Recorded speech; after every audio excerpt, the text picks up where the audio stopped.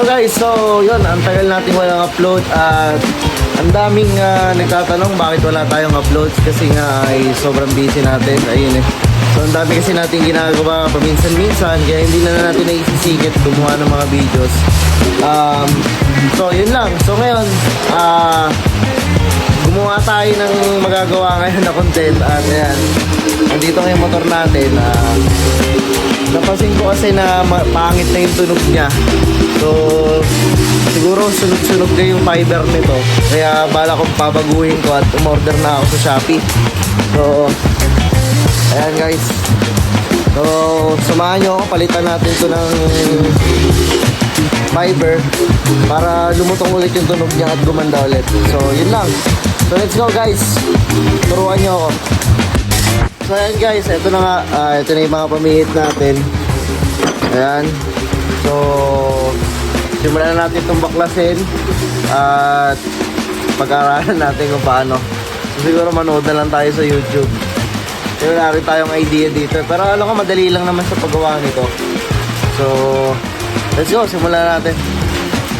So ayun na nga guys, no, ang tagal nga pala nating walang upload. Kung nagtataka kayo ay talagang busy lang tayo ngayong mga nagdaang araw. Kaya pasensya na kayo guys sa mga nagtatanong kung bakit walang upload, ay yun ang dahilan. Kaya naman ngayon subukan natin magkaroon ng mas madami pang upload kung talagang dadapuan tayo ng kasipagan. Kasi madalas nga busy tayo at meron din tayong ibang ginagawa. Siyempre, kailangan natin sipagan, diba? Kaya yan, panoorin nyo na lang kung paano natin itong gawin. Yung ating tambucho na luma ay papagandahin natin ulit. Tanggalin natin itong tip, yung pinakatakip niya.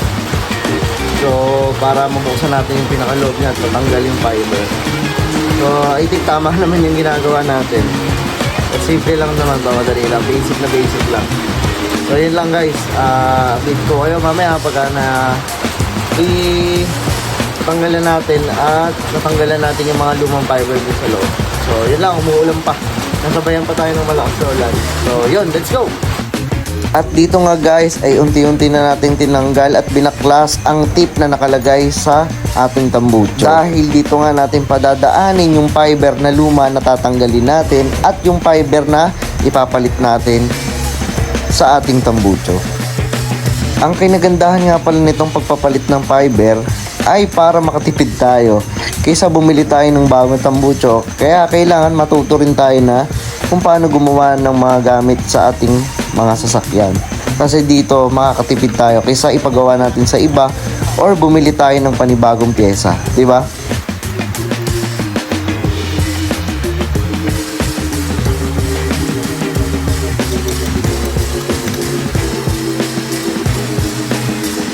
So yun guys, nabuksan na natin at ito nga, sunog na yung fiber niya dun sa loob. Ayan o. So talagang palitin na kasi matagal-tagal na rin to. So pasensya na kayo guys at umuulan, maingay. So ngayon, baklasin naman natin itong mga fiber para mapalitan natin. So tignan natin kung gaganda yung tunog nito.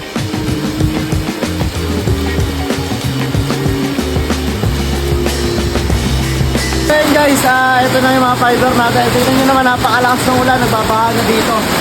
Ayan. So magpasahin lang natin ng tubig, bababad natin kasi makatito eh. So ito yung luma, binasaan na rin natin. So yun lang, let's go, babad na natin ito. So nga pala guys, hindi na natin na video yung pagkakabit natin ng bagong fiber dun sa ating tambucho.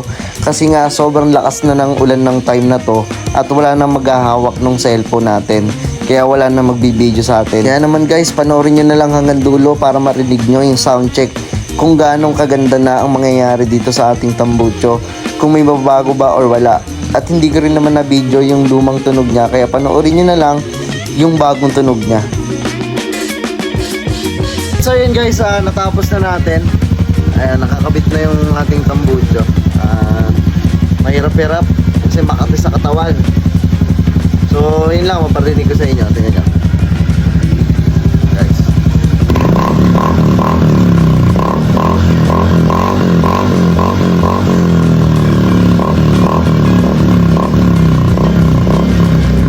Alright, diba? Napakalutong, no?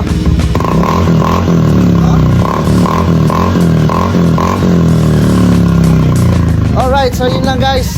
Maraming salamat sa lahat ng nanonood. So please like and share this video. At tayo nyo, mag-upload lang tayo ng mga video sa ating YouTube channel. So yun lang, maraming salamat. Let's go!